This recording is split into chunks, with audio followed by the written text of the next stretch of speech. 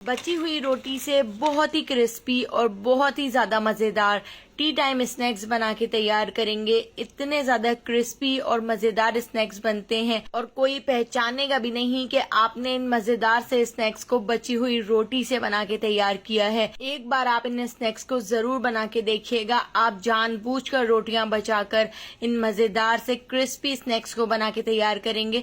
تو چلیے اس کی ریسیپی کو دیکھ لیتے ہیں. ان کرسپی اسنیکس کے اندر ہم بیسن بھی ایڈ کریں گے. تو یہاں پر میں نے 1 کپ بیسن لے لیا ہے.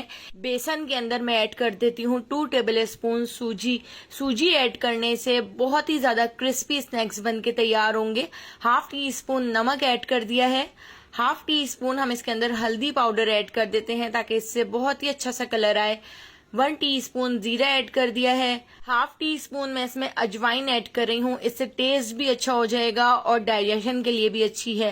½ ٹی اسپون میں نے اس میں لال کٹی ہوئی مرچیں ایڈ کر دی ہیں. ½ ٹی اسپون لال پیسی ہوئی مرچیں اور اس کے ساتھ ہی ½ ٹی اسپون چاٹ مسالہ ایڈ کر دیا ہے. ½ ٹی اسپون ہی ہم اس کے اندر گرم مسالہ ایڈ کر دیتے ہیں اور اس کے ساتھ ہی اب میں اس کے اندر ایڈ کر رہی ہوں 1 ٹیبل اسپون ثابت دھنیا اور 1 ٹیبل اسپون ہی میں اس میں سفید تل ایڈ کر رہی ہوں. اس سے بھی ہماری جو ریسیپی ہے وہ بہت ہی کرسپی بنے گی اور ٹیسٹ بھی بہت ہی زیادہ مزیدار ہو جائے گا.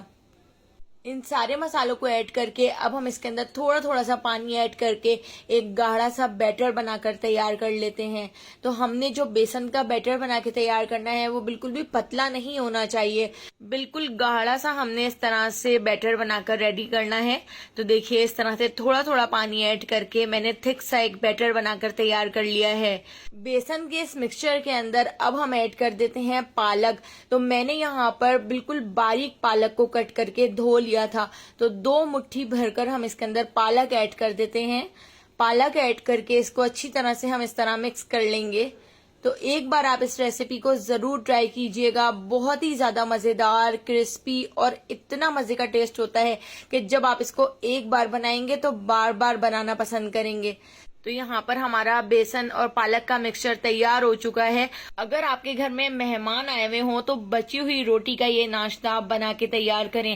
مہمانوں کو اتنا پسند آئے گا کہ وہ آپ کی تعریفیں کرتے جائیں گے. تو دیکھیے اب ہم نے یہاں پر لے لی ہیں 3 باسی بچی ہوئی رات کی روٹیاں. ویسے تو میں نے زیادہ روٹیاں اسی لیے بنا کے تیار کی تھیں کیونکہ مجھے یہ بہت ہی مزیدار سے اسنیکس دوسرے دن بنا کے تیار کرنے تھے. تو دیکھیے اس طرح سے ہم ایک ایک روٹی لیتے جائیں گے اور روٹی کے اوپر ہم بیسن کا مکسچر اس طرح سے اسپریڈ کرتے جائیں گے. تو ہم نے اچھی طرح سے پھیلا کر بیسن کے اس مکسچر کو روٹی کے اوپر اسپریڈ کر دیا ہے.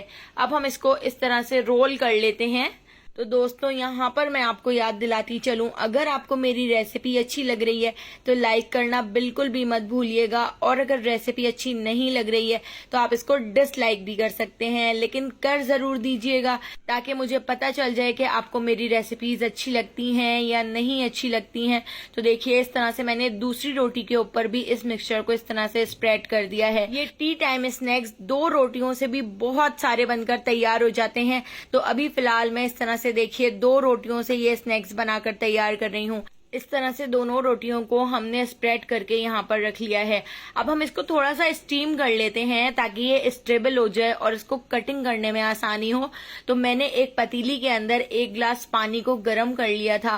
اس کے اندر میں نے اسٹینڈ رکھ دیا ہے. اسٹینڈ کے اوپر ہم یہ 2 روٹیاں اس طرح سے ایک پلیٹ میں کر کے رکھ کر اس کو کور کر کے میڈیم فلیم پر ہم اس کو چھوڑ دیتے ہیں. اس طرح سے دیکھیے ہماری جو روٹیاں ہیں 10 منٹ میں اس طرح ہم نے اسٹیم کر لی ہیں. اسٹیم کرنے سے اس کی کٹنگ بھی بہت ہی آسانی سے ہو جائے گی اور بہت ہی پرفیکٹ آپ کے اسنیکس بن کر تیار ہوں گے.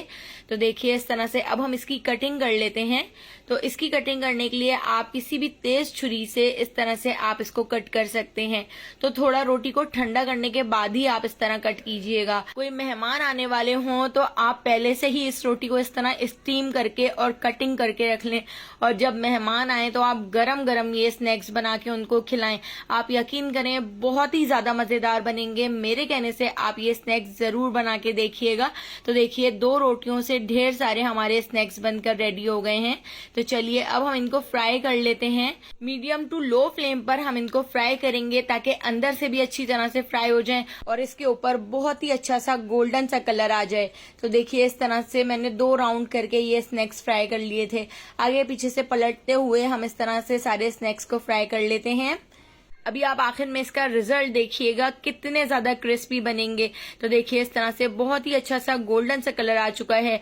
तो इस तरह से हम इसको निकाल लेते हैं, इसके ऑयल को रिलीज कर लेते हैं। इसको हम एक टिश्यू के ऊपर रख देते हैं ताकि इसका जितना भी एक्स्ट्रा ऑयल हो वो निकल जाए और उसके बाद फिर हम इस तरह से इसको डिश आउट कर लेते हैं। तो देखिए कितने ज्यादा मजेदार क्रिस्पी हमारे टी टाइम स्नैक्स बनकर रेडी हो गए हैं। तो एक बार इस रेसिपी को जरूर ट्राई कीजिएगा। रेसिपी पसंद आई हो तो लाइक, शेयर और सब्सक्राइब करना बिल्कुल भी मत भूलिएगा और बेल आइकॉन के नोटिफिकेशन को जरूर ऑन कीजिएगा, क्योंकि डेली मैं आपके लिए बहुत ही मजेदार सी रेसिपीज लेकर आती हूँ। तो उन सारी रेसिपीज का नोटिफिकेशन आपको फौरन मिल सकेगा और आप मेरी सारी वीडियोस वॉच कर सकेंगे। तो आने वाली वीडियो तक मुझे दीजिए इजाजत। अल्लाह हाफिज।